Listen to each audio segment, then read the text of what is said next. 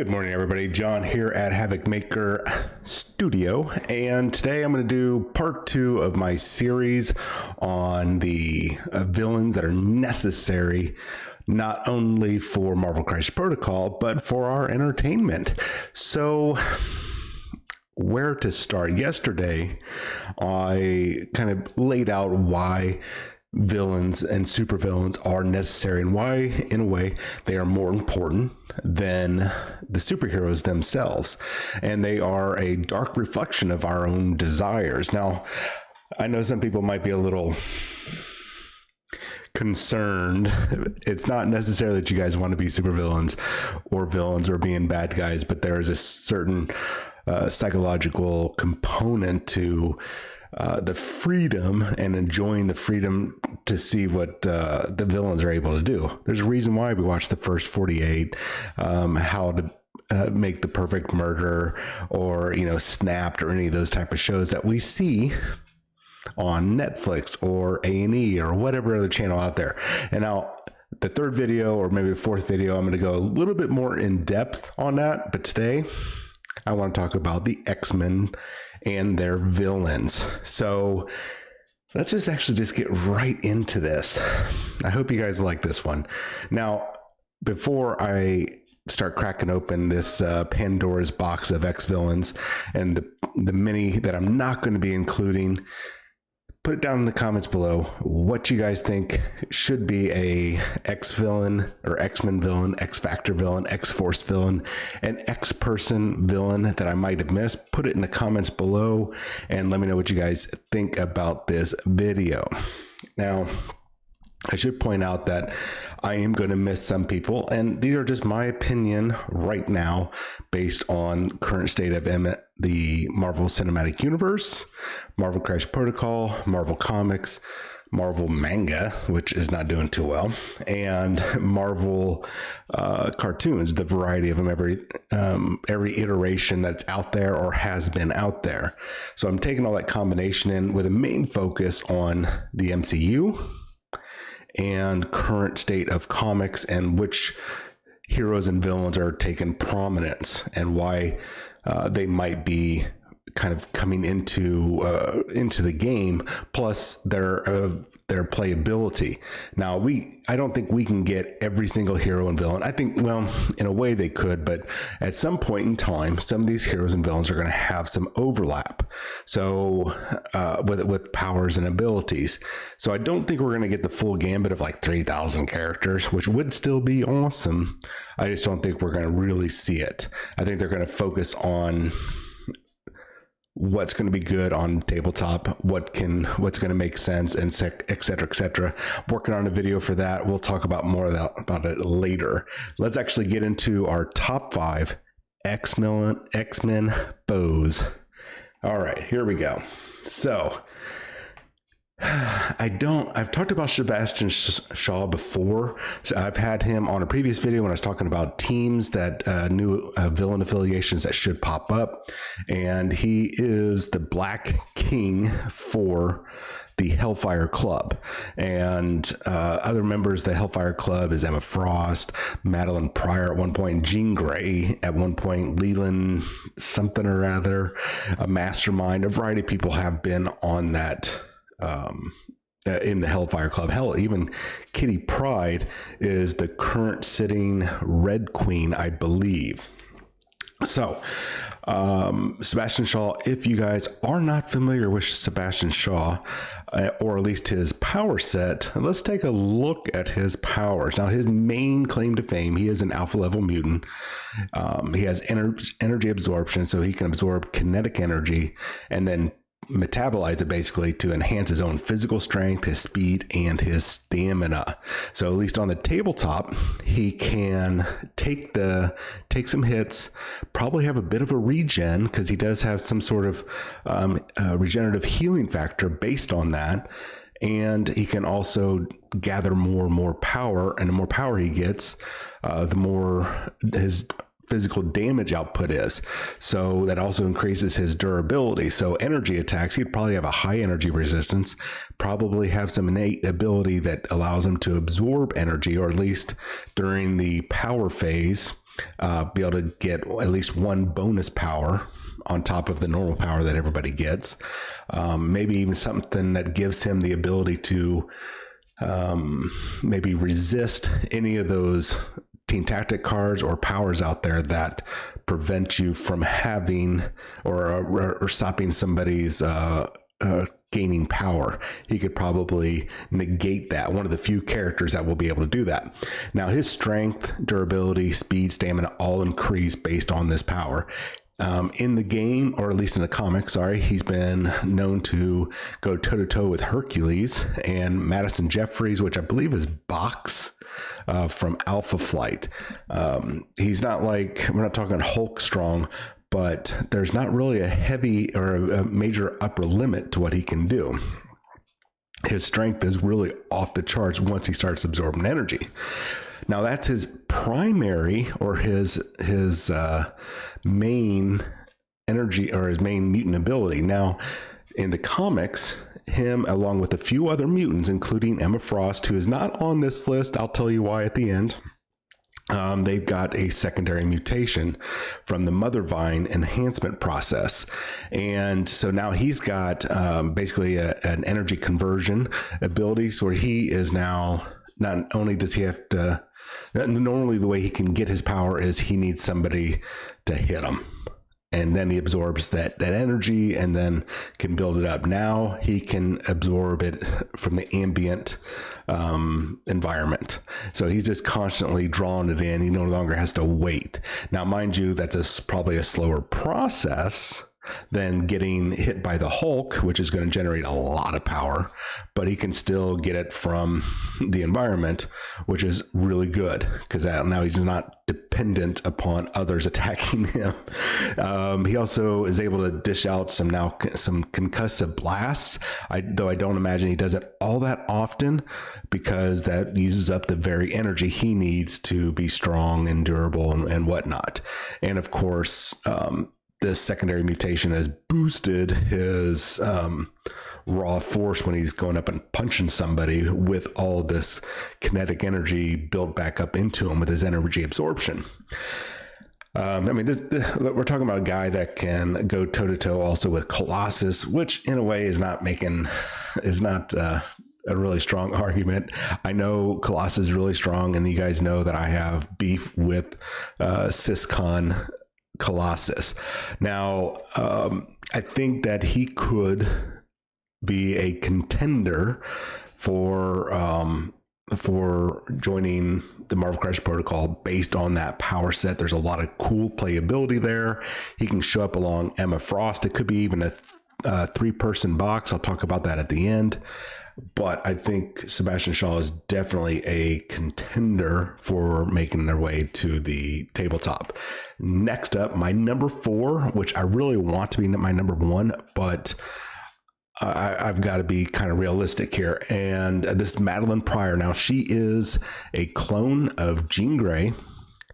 And it was a while ago that she became the clone. I want to say back in the late 80s, early 90s. That's when she came to being. Mr. Sinister created her because Jean Grey had died in an explosion, became the Phoenix, flap, flew away. MADELYNE PRYOR came about because Sinister he knew that the genetics of Jean Grey and Scott Summers' Cyclops could create a super mutant that could go toe-to-toe with Apocalypse and eventually defeat him. So he created this clone. Now, as a clone of Jean Grey, she does have some abilities similar to Jean Grey. She has telekinesis. She has a variety of telepathic abilities. We have never seen her get to quite that Omega level that Jean Grey has, but she does have some variations. Like she can warp reality with her telekinesis. She's got a lot more of possession abilities versus Jean Grey. So now you might be like, well, why do we want just another Jean Grey? Well, this is where it kind of kicks in. So She also has a mutant ability, or I don't even know if it's mutant or if it's something about her with Mr. Sinister tinkering with her, or even maybe something to do with her time in limbo and her connection to the Goblin Force. But she has a psionic siphoning ability where she can drain energy from other mutants, specifically psychic mutants. So she can get more power. She's actually able to even get some teleportation, which Jean Grey has only done once, and that was with the assistance of Cable. So we don't even consider that an ability for Jean Grey. So she has the ability to drain power, which is going to be really cool on the tabletop. She also has a little bit of the Phoenix, because of her connection with Jean Grey. She has basically the potential to carry the Phoenix Force. Now, her big thing that I think is going to set her apart from other people, especially with some of the new mechanics and new things going on in the game, is her sorcery ability. She has a huge array of spells and such that she has learned. Now, she has a connection to the Goblin Force and dark magic, and she's able to teleport in and out. There was a whole series called the Inferno where she summoned demons to take over the world.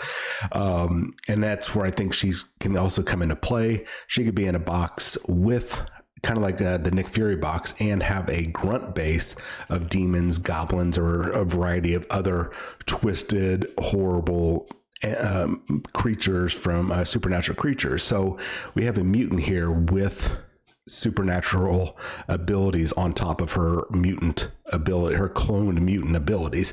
And since she has made a return finally late last year, early this year, to the comic books, she has been resurrected with the resurrection protocols on Krakoa.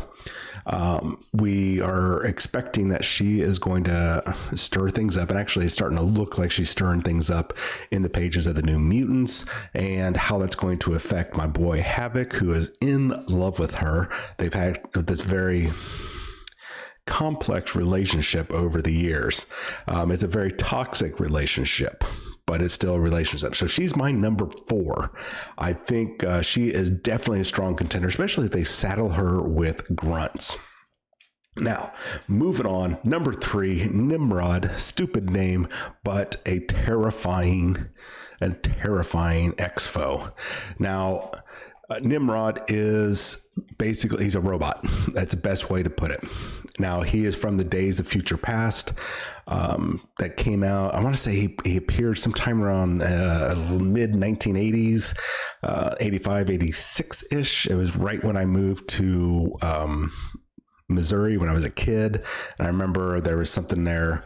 It was one of the Uncanny X-Men my friend introduced me to. So anyway, so he is a super Sentinel. Like, he is like the top end, the high end Sentinel. Now, he has matured over the decades. Yeah, definitely decades, since it's been about 85, 86, 90-ish that, and here we are in 2022, and he is currently one of the big bads in the X-Men comics, and he is actually teamed up in a sense, though it looks like he has betrayed Orcus, which is this anti-mutant organization that actually has mutants supporting them, and super robots from the far future. Now, I think as a threat level, he would be probably in a box by himself. I think he'd be a great size 3 or size 4. His stats would be off the charts. We're talking pushing like Hulk level. Now, he is a highly advanced robot, guys. And his main ability is he can adjust and adapt to threats outside. He's not like the T-1000 or anything, but he does have a variety of sensors, detectors, and arrays and whatnot that allow him to analyze, just like Sentinels can, the powers of those he's fighting, not just mutants. And then he can adapt himself to counter them, which gives him a wide variety of attacks and defenses against anything, not just mutants. The guy can also teleport. At least these are in the comics.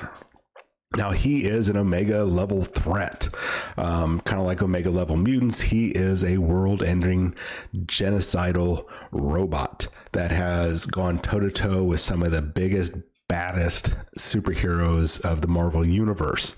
I think he is definitely one that we could see. I could even see him coming along with, maybe not with Sentinels, but because I don't think we're going to see Sentinel robots. I don't know, because if we do Sentinel robots, they're going to have to be bigger than Dormammu, and if that happens, then we'll probably start seeing like people like Galactus. Now that might be something that's maybe not this year, but maybe the following year. But I think in the interim, Nimrod or even Bastian, when there was he's a human speciesist race. I want to say racist, but I guess a racist against mutants. And they had joined at one point in time, physically and mentally and everything. Anyways, so I think we could see him before we'll see a big Rock'em Sock'em robot Sentinel. Let me know if you guys agree with that or not. I know it's kind of like trampling on our dreams of having our Sentinel, because we've gotten close with the Crash Sentinel set and Colossus having a Sentinel arm and everything. They're like really teasing us, but I don't know if we'll see a Sentinel, guys. I don't know, unless they make him Dormammu size, which could happen, but I think Nimrod would be the better choice, unless they go with some new game mode. All right. Anyways, let's move on to our number 2. Now, some of you might be like, oh my God, John, why is Dark Phoenix not number 1? Well, yes, Dark Phoenix is omnipotent or nigh omnipotent. Yes, she can destroy planets, entire solar systems. We've seen her do that in not only the Marvel comics, but the DC comics. Think I'm wrong? X-Men versus Teen Titans. Check it out. I think it was George Perez had did that, or I think it was George Perez. So check that out if you don't believe me. So she is a galaxy world-ending entity, but she is limited by her host, and we've seen her getting kicked out of the Jean Grey and then into other people. We've seen it all around, but she is definitely a high-end threat. And I could see this being similar to, say, a Thanos box, where you have maybe the Jean Grey Dark Phoenix model off to the side, and then kind of like how Thanos has his throne, and then you could put Jean Grey Dark Phoenix when she's going all Super Phoenix Force, whatever, and then have a set piece where it's the flaming Phoenix in the background, and you just kind of sit her on there. Boom, there you go. I could see that as a model. Now, powers wise, it's all over the place, so I'm not sure what they would do, guys, but let's go through some of their powers.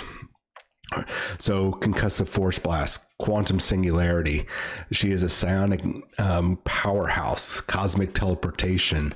She's immortal, pyrokinesis. She can alter time, alter cosmic weather.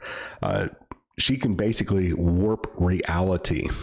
Now, I mean, beyond that, I mean, she's an ultimate threat. She's definitely an ultimate encounter character. And we're probably going to see her. She might only be a size 2 character whenever she does come, but she's probably going to be a threat 6 size 2 character. I'd say take that money to the bank. Now, one of the things that kind of brings her from number 1 to number 2 is that she has a lot of weaknesses. Like I said before, she's vulnerable to host, she's vulnerable to magic. And there was even a time in the comics when, I think it was the 1 billion BC or 1 million, or so maybe it was 1 million BC Avengers or whatever it was called. The first Iron Fist was able to use her powers to basically whoop the crap out of the Phoenix then. So who knows about now, but we know that she's vulnerable to magic. So, but looking even on like the Marvel's website and a couple others, her power is off the charts. Like, she is maxed out on everything. Yes, she might need to be number one, but I'm going to leave the number one spot to probably the big bad that has actually accomplished something a little bit more tangible over the decades. Let's talk about a guy that I probably going to butcher his name, but we're going to take a look at his Egyptian name. I think it's En-Sabah-Nur. I'm very likely butchering that. I probably should watch the Apocalypse X-Men movie, and I probably should have done that in hindsight. Now, his abilities are not off the chart, literally like Jean Grey's, but it's pretty damn close. Now, I think his main power, because he has multiple powers, guys, and I'm not talking about the X-Men movie, the Apocalypse movie type of powers where he, with that weird, where he has to siphon off the powers of other people, that sort of thing. He's actually, I think his main power is his immortality, but he also has superhuman strength, speed, durability, the whole works. He has connections as I think they called him there we go, evolutionary caretaker from the Celestials. He has access to the Celestials, their armor, some of their powers. And if you're not familiar with the Celestials take a look at the Eternals movie.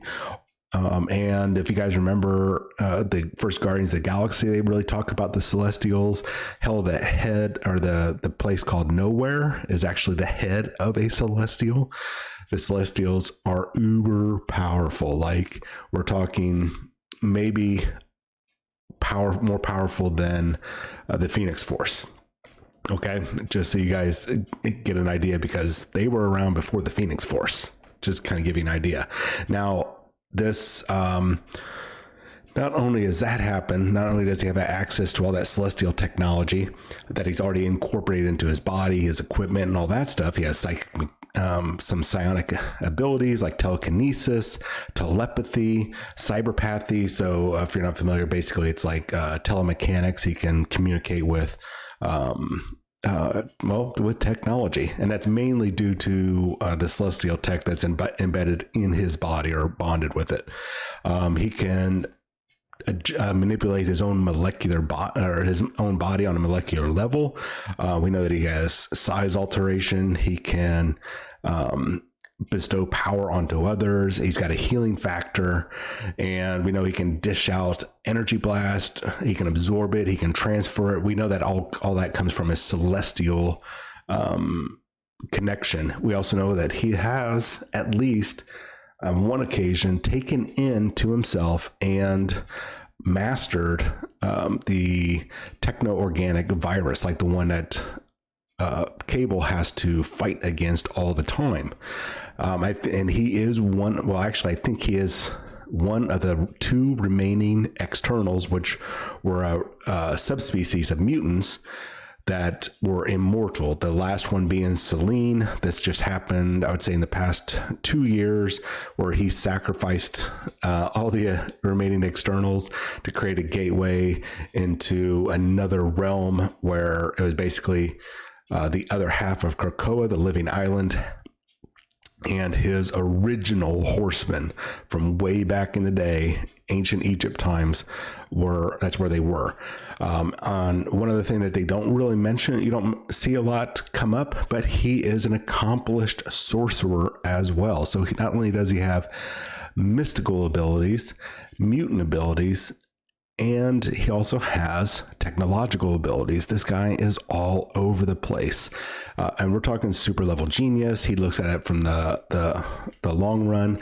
I think playability wise, he is going to be on par, at least with Thanos and Dormammu, on his power level, on his manipulative abilities. Now, how are we going to see him in the future? Is he going to come with the Four Horsemen? Is he going to be by himself? Is it going to be kind of like Dormammu, where you get the dark dimension, where it's just, you have Apocalypse and, I don't know, the Four Horsemen? Because we know that there are a bunch of X-Men right now. that are in the game that have been members of his Four Horsemen: Gambit, Wolverine. Well, we don't have Angel yet. And okay, right now just Gambit and Wolverine that I could tell. Hulk at one point was a member of his Four Horsemen. Didn't last long, but it did happen. And I believe Juggernaut as well. I could be wrong. But, well, he's not really a mutant. But I'm talking about characters that are already in the game that could join his Horsemen without them coming up with the first appearance of his Horsemen, unless they want to include the Arakoka. I might be totally butchering that name. That's the alternate dimension where his Four Horsemen went, his original Four Horsemen went to. So if they were to bring them, or the first appearance of his Four Horsemen, which also included Archangel, it's so many different possibilities that we could be seeing here. So those are my top 5 entries for X-Men foes. Let me know what you guys think of those, and if you forget about the order. Well, unless you think the order is just really batshit crazy, excuse my language. And yes, I did not include a couple other people in there. A lot are already on. We already have those miniatures, the Magneto, Cassandra Nova and all them, but Apocalypse, Madeline Pryor, all them are the ones that are first and foremost in my mind because of their active role right now in the comics and in the MCU within recent years. I did not include Emma Frost for one reason. She has been, at least for the better part of a decade, maybe even almost a decade and a half now, has been on the side of Angels. She has gone over when Jean Grey had died for like the 50th time. Her and Scott ended up having a relationship. She led the Xavier Institute for all the mutant kids and everything. She has led the X-Men, and she is right now on the side of Angels. She's not really a good guy, but she's not an evil, twisted mastermind. She is essentially a good guy now. And I think that she could be in a box with Sebastian Shaw. That'd be a 3 model box. Sebastian Shaw, Emma Frost in some sort of White Queen, very spicy outfit, and then her diamond form, and I've talked about that before. We'll talk about in the future, an alternate model with her diamond form, which is her secondary mutation, which turns off her telepathic abilities, but makes her pretty much invulnerable. Actually, really super makes her invulnerable, practically immortal, because she has been shattered in that diamond form and survived. And if you're not, if you need a visual of this, watch X-Men First Class. I think it was First Class, and you get to see a version of Emma Frost, played by January Jones. I could be wrong on that name. And you get to see her do the both versions with her psychic sexy outfit, and then turn it into Diamond. I think that she would come in on the side of Angels, but maybe in the box with Sebastian Shaw. Now, for that, at least that one Atomic Mass Games employee, dude, take this information, run with it, please. You guys probably already have it, but you can take credit. I don't care. Take credit for these ideas. I don't care. Just make it happen. Let me know what you guys think down in the comments below. If you're new to the channel, hit that subscribe button. Especially, I think I'm about ready to get a brand new bunch of viewers. We are coming up. We're 24 days away from the end of the month. We're almost at 200 followers. Every 100 followers after that one, I add more items onto the giveaway. But we need to hit 200 first by the end of April. We're almost there with 9 away. If we happen to get 300, 400, 500, 1 million for some reason, man, I don't know where I'm going to get the money to do that many giveaways, but we will make that happen somehow, some way, even if it takes me the rest of my life. Anyways, you guys have yourself a wonderful day, and I will talk to you all later.